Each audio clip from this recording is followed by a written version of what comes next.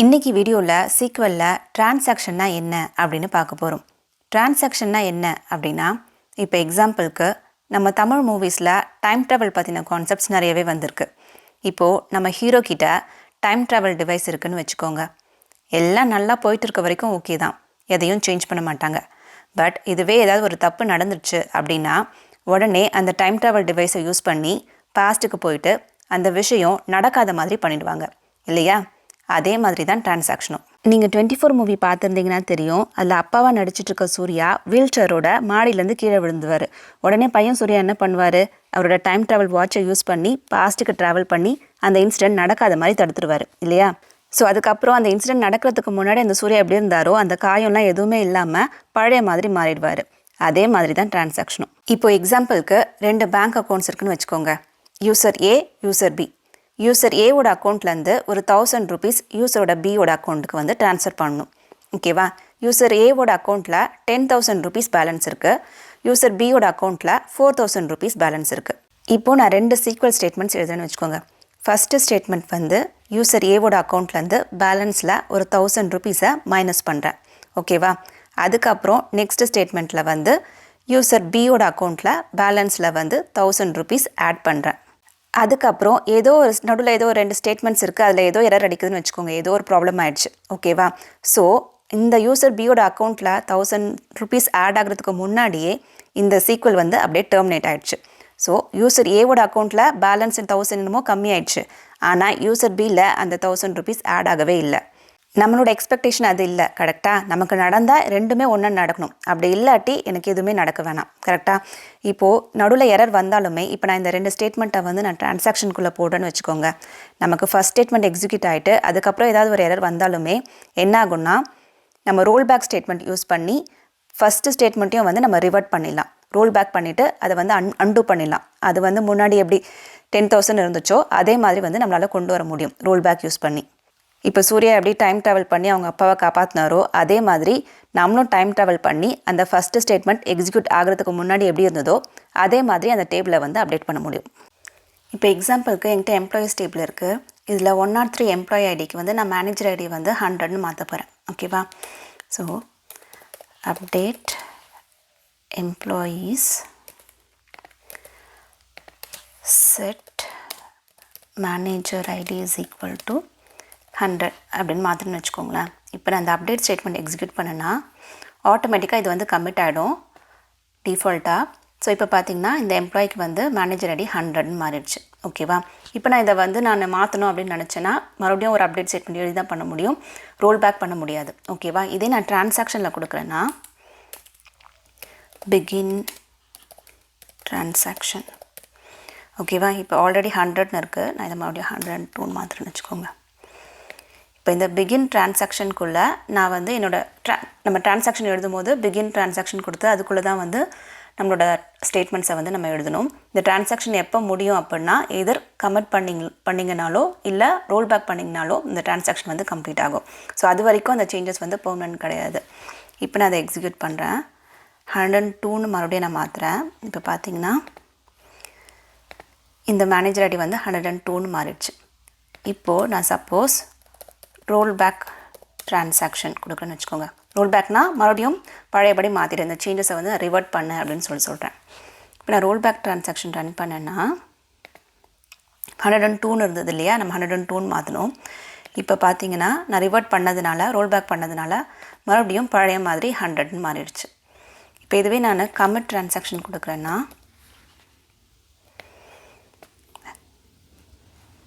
நான் எக்ஸிக்யூட் பண்ணுறேன். 100ன்னு இருக்குது, இப்போ 102ன்னு மாற்றுறேன்.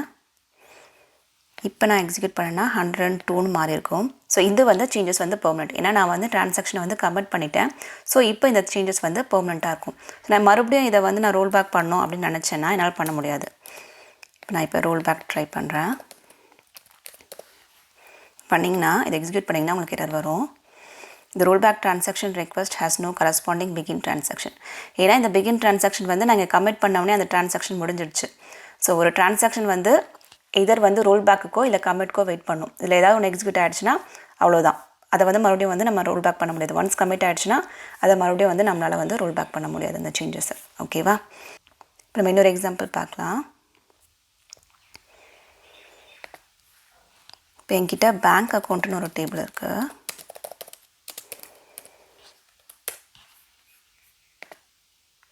இதில் account ID, account number, balance இருக்குது. ஓகேவா? ஸோ நான் முன்னாடி சொன்ன எக்ஸாம்பிள் தான். ஒரு அக்கௌண்ட்லேருந்து இன்னொரு அக்கௌண்ட்டுக்கு வந்து 1000 ரூபீஸ் நான் ட்ரான்ஸ்ஃபர் பண்ணும். ஓகேவா? இப்போ என்கிட்ட 2 அக்கௌண்ட் இருக்குது. எனக்கு இந்த அக்கௌண்ட்லேருந்து இந்த அக்கௌண்ட்டுக்கு 1000 ரூபீஸ் ட்ரான்ஸ்ஃபர் பண்ணும். ஓகேவா? அது எப்படி பண்ணலான்னா, ட்ரான்சாக்ஷனுக்குள்ளே அது எப்படி பண்ணலான்னு பார்க்கலாம். So begin transaction, update bank account, account number equal to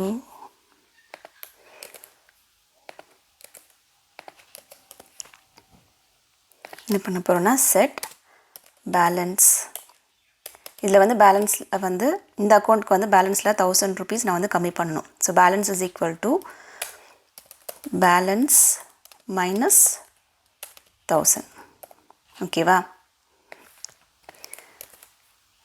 அதுக்கப்புறமா இந்த அக்கௌண்ட்டில் 1000 ரூபீஸ் நான் ஆட் பண்ணணும். ஸோ இந்த அக்கௌண்ட்லேருந்து 1000 மைனஸ் பண்ணி இந்த அக்கௌண்ட்டில் அந்த 1000 வந்து நான் ஆட் பண்ணுறேன். ஓகேவா? இப்போது நான் இப்போ எரர் வரணும் அப்படிங்கிறதுக்காக நான் வந்து நானே வந்து ஒரு எரர் ஜென்ரேட் பண்ணுறேன். செலக்ட் 1/0. ஸோ ஒரு நம்பரை 0வால் டிவைட் பண்ணிங்கன்னா டிவைட் பை 0 எரர் வரும் இல்லையா? ஸோ அதுக்காக வேணும்னே எரர் வரணும் அப்படின்னு ஜென்ரேட் பண்ணுறதுக்காக நான் இந்த ஸ்டேட்மெண்ட்டை கொடுக்குறேன். இப்போது எனக்கு எரர் வந்தது அப்படின்னா இப்போ எனக்கு எய்தர் வந்து இந்த 2 ஸ்டேட்மெண்ட்டுமே எக்ஸிக்யூட் ஆகணும், இல்லாட்டி எனக்கு ரெண்டுமே வந்து ரோல் பேக் ஆகிடணும். ஓகேவா? ஸோ இதில் மட்டும் 1000 டிடெக்ட் ஆகிட்டு இதில் 1000 ஆட் ஆகாமல் ஃபெயில் ஆகிடுச்சுன்னா எனக்கு இது மறுபடியும் 1000 ரூபீஸ் இதில் ஆட் ஆகிடணும். முன்னாடி பழையபடி எப்படி இருந்ததோ அதே மாதிரி ஆகிடணும். ஓகேவா?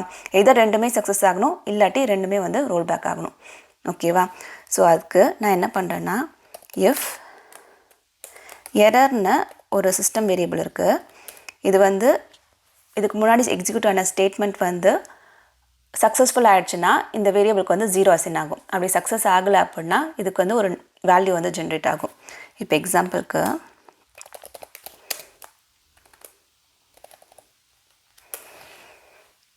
இப்போ நான் இதை எக்ஸிக்யூட் பண்ணுறேன்.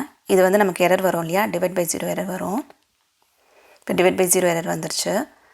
ஸோ அதனால் எரருக்கு வந்து 8134 அப்படின்னு ஒரு வேல்யூ வந்து ஜென்ரேட் ஆகிருக்கு. இப்போ இதுவே வந்து சக்ஸஸ்ஃபுல்லாக ஒரு ஸ்டேட்மெண்ட் எக்ஸிக்யூட் பண்ணுறேன் அப்படின்னா இப்போ பார்த்திங்கன்னா எனக்கு எரர் வந்து 0ன்னு அசைன் ஆகிருக்கு. ஸோ எப்போலாம் சக்ஸஸ் ஆகுதோ அப்போ இந்த எரர் வேரியபிள் வந்து 0வாக இருக்கும். ஏதாவது எரர் வந்தது அப்படின்னா அதுக்கு வந்து வேல்யூ அசைன் ஆகும். இது எடுத்துடுறேன். ஸோ எரர் வந்து 0 இல்லை அப்படின்னா, நாட் ஈக்குவல் டு 0 அப்படின்னா எனக்கு ரோல் பேக் பண்ணு அப்படின்னு சொல்கிறேன். ட்ரான்சாக்ஷனை ரோல் பேக் பண்ணு, ரோல் பேக் ட்ரான்சாக்ஷன். இல்லாட்டி எனக்கு வந்து இந்த ட்ரான்சாக்ஷனை வந்து கமிட் பண்ணு அப்படின்னு சொல்கிறேன். ஓகேவா? ஸோ நான் இப்போ வேணும்னே இங்கே எரர் ஜென்ரேட் பண்ணுறேன். ஸோ இது வந்து எனக்கு ரோல் பேக் ஆகணும். இப்போ நம்மக்கிட்ட இந்த அக்கௌண்ட்டில் 16,000 8,000 இருக்குது இல்லையா? ஸோ இது வந்து 15,000 ஆகும். ஆகிட்டு இந்த எரர் வந்தோடனே மறுபடியும் இது வந்து 16,000 மாறிடும். இப்போ நான் இதை எக்ஸிக்யூட் பண்ணுறேன் பாருங்கள். இது 16,000 ரோல் பேக் ஆகிடும். ஸோ எரர் வந்துருச்சு. ஸோ ஃபஸ்ட்டு ரோ அப்டேட் ஆச்சு, மைனஸ் 1000 ரூபீஸ் டிடெக்ட் ஆச்சு. பட் அதுக்கப்புறம் எரர் வந்ததுனால இது ரோல் பேக் ஆகிருக்கணும். ஸோ எனக்கு வந்து 16,000 தான் இருக்கணும். பார்த்திங்கன்னா 16,000 தான் இருக்குது. ஓகேவா? இப்போ இதுவே சக்ஸஸ் ஆகிடுச்சுன்னா ரெண்டுமே வந்து எனக்கு வந்து கமிட் ஆகணும். ஸோ அதுக்கு நான் இதை கமெண்ட் பண்ணிடுறேன்.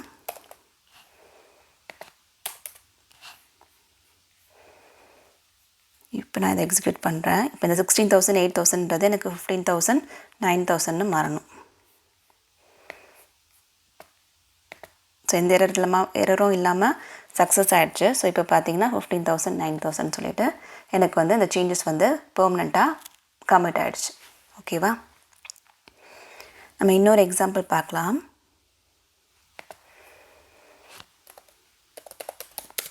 எம்ப்ளாயீஸ் டேபிள்லேயே நான் புதுசாக சில ரெக்கார்ட்ஸை வந்து இன்சர்ட் பண்ண ட்ரை பண்ணுறேன்.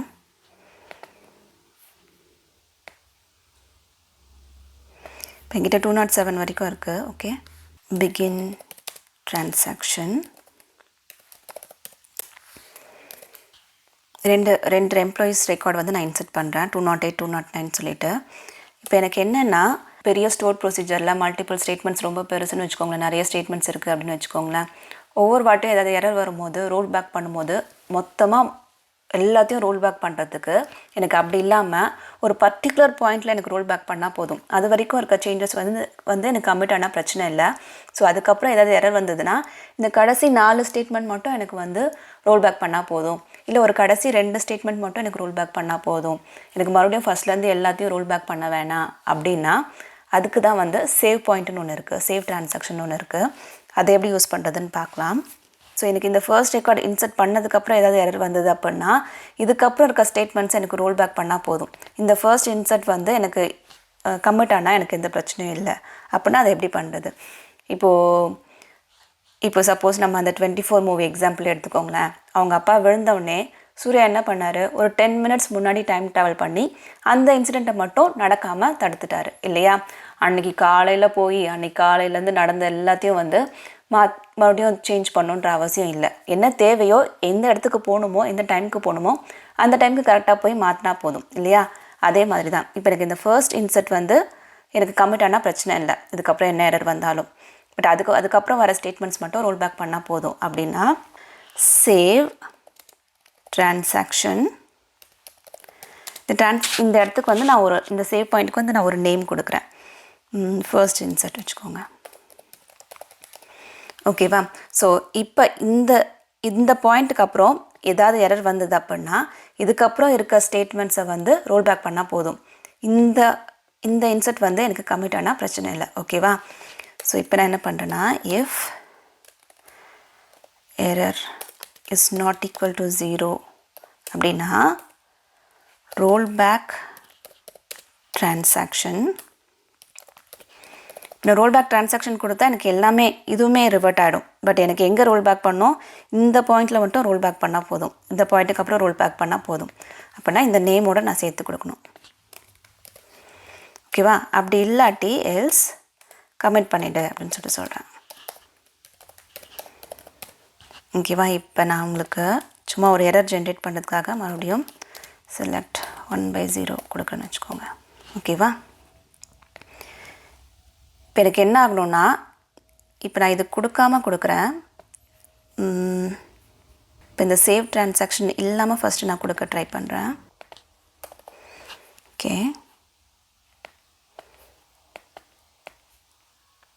இப்போ நம்ம என்ன சொல்கிறோம், இந்த டிரான்சாக்ஷனுக்குள்ளே 2 இன்சர்ட் ஸ்டேட்மெண்ட் இருக்குது, இது எரர் வந்துச்சுன்னா ரோல் பேக் பண்ண அப்படின்னு சொல்கிறோம், ஓகேவா? 208 209 இதுதான் நான் இன்சர்ட் பண்ண ட்ரை பண்ணுறேன். நம்மக்கிட்ட 207 வரைக்கும் ஆல்ரெடி இருக்குது. இப்போ நான் இதை எக்ஸிக்யூட் பண்ணேன்னா எனக்கு எரர் வந்துடுச்சு. இப்போ எனக்கு ரெண்டுமே வந்து ரோல் பேக் ஆகிருக்கணும். 208 209 ரெண்டுமே வந்து இன்சர்ட் ஆகிருக்கக்கூடாது. இப்போ பார்த்தீங்கன்னா 208 209 ரெண்டுமே வந்து நம்மக்கிட்ட ரெண்டுமே வந்து இன்சர்ட் ஆகி அதுக்கப்புறம் ரோல் பேக் ஆகிடுச்சு, ஓகேவா? இப்போ நான் இந்த சேவ் டிரான்சாக்ஷன் கொடுக்குறேன். இப்போ எனக்கு எரர் வந்ததுன்னா அந்த ஃபர்ஸ்ட் கமிட் வந்து இன்சர்ட் வந்து எனக்கு கமிட் ஆகிருக்கணும், இது மட்டும் ரோல் பேக் ஆகிருக்கணும், ஓகேவா? இப்போ மறுபடியும் எரர் வந்திருக்கு.